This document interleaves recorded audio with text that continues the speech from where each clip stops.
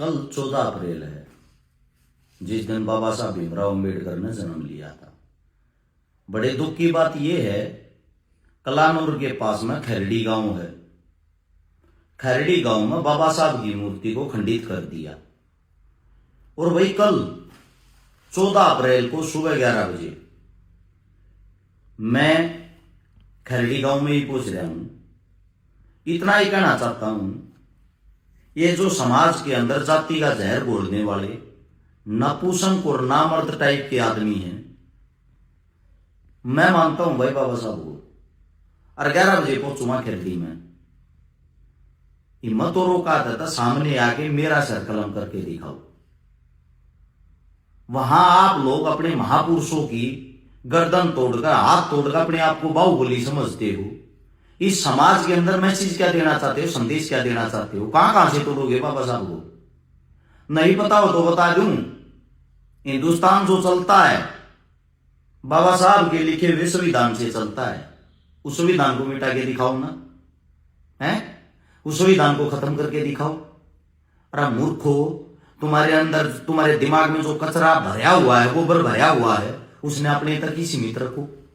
मैं पहुंच रहा हूं भाई कल सुबह 11 बजे खैरडी गांव में। हम देखते हैं कौन तोड़ने वाला, आओ सामने।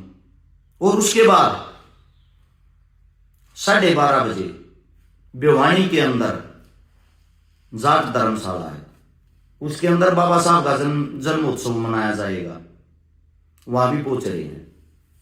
और आप लोगों को बता देते हैं, उसके बाद शाम के टाइम डबवाड़ी में पहुंचूंगा।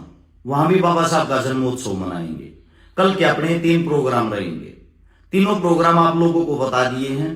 जो भी नजदीकी साथी हो वो प्रोग्राम में पहुंचना, बाबा साहब के विचार सुनना, बाबा साहब के बारे में 2 बात सुनना। आप लोगों को यह बता देता हूं, ये जो जहर है, ये जहर का जो कीड़ा आप लोगों के दिमाग में घर कर रहा है, जब तक आप ये नहीं निकालोगे एक अच्छे समाज का निर्माण नहीं हो सकता। और जो अच्छे समाज का जब तक निर्माण नहीं होगा, राजनीतिक पार्टी आप लोगों का ऐसे ही फायदा उठाती रहेंगी। इस बात को याद कर लेना। कल मिलते हैं आप सभी से।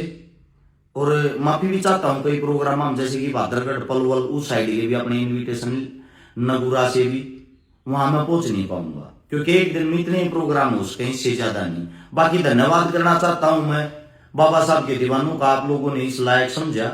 अलग अलग इतनी जगह एक ही दिन में 11 से 12 जगह बुला रखा हूं। बाकी जगह मैं जा नहीं पाऊंगा।